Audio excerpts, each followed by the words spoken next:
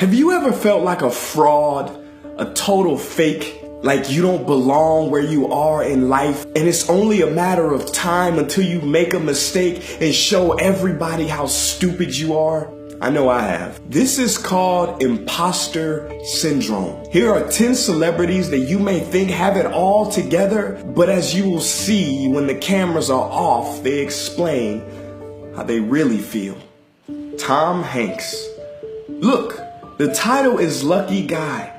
It's about somebody who is almost good enough to deserve what he achieves. I still feel sometimes that I'd like to be as good as so-and-so actor. I see some actors work and I think, I'll never get there. I wish I could. Penelope Cruz.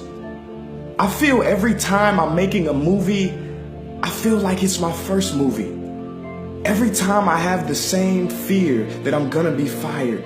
And I'm not joking. Every movie, the first week, I always feel that they could fire me. Michelle Pfeiffer. I still think that people will find out that I'm not very talented. I'm really not very good. It's all been a big sham. Maya Angelou. I have written 11 books, but each time I think, uh-oh, they're gonna find out now. I've run a game on everybody, and they're gonna find me out. Mike Myers. I still believe that at any time the no talent police will come and arrest me. John Steinbeck. I am not a writer. I've been fooling myself and other people. Emma Watson. It's almost like the better I do, the more my feeling of inadequacy actually increases, because I'm just going, any moment, somebody's gonna find out I'm a total fraud and that I don't deserve any of what I've achieved. Ryan Reynolds. I went to a lot of events this year because of Deadpool. So you get into the tux and try to act like a grown-up. But to be honest, I still feel like a freckle-faced kid faking it until I make it. Lady Gaga. I still sometimes feel like a loser kid in high school, and I just have to pick myself up and tell myself that I'm a superstar every morning just so I can get through the day and be for my fans what they need me to be. Meryl Streep. Why would anyone want to see me again in a movie? And I don't know how to act anyway, so why am I doing this?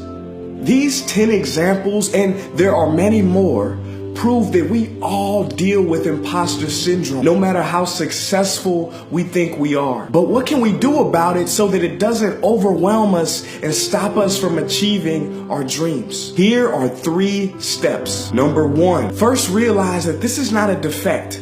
It's totally human and natural to feel this way, and actually it may be helpful. Chuck Jones, creator of Pepe Le Pew and Wile E. Coyote, said that fear is an important factor of any creative work. Denzel Washington said that the last 5 minutes before you go on that Broadway preview, if you don't have that "what the hell am I doing here" feeling, then it may be time to quit. Step number 2, we have to be aware that this imposter syndrome is a conversation taking place in our heads. When we are mindful of our own thoughts and stories, we can build space away from them and question them so that we don't have to be controlled by them. Through questioning and challenging these thoughts with a rational rebuttal, we will clearly see that they just aren't true. Here's a pro tip that comes from cognitive behavioral therapy. Writing down the negative thought and having a rational rebuttal is an amazing way to really deconstruct and take the oxygen and the power out of that negative thought. And this tactic has worked for me. Here's a quick example. Negative thought. I got into trouble at work. They'll probably want to fire me soon because I can't do my job right. Rational counter statement. I made a mistake at work, but everyone does that from time to time. I usually get a lot of positive feedback about my work. I'll be careful not to make the same mistake.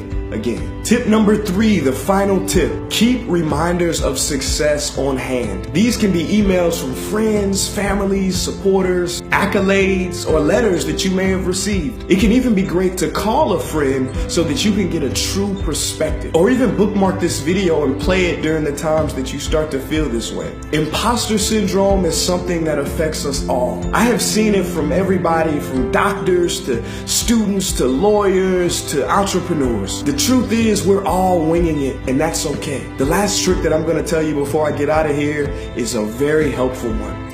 It is to respond to yourself as though you were responding to a little kid that is beating themselves up over the same problem that you are. The compassion that you give to that little kid is the compassion you should give to yourself. From one imposter to another. Peace.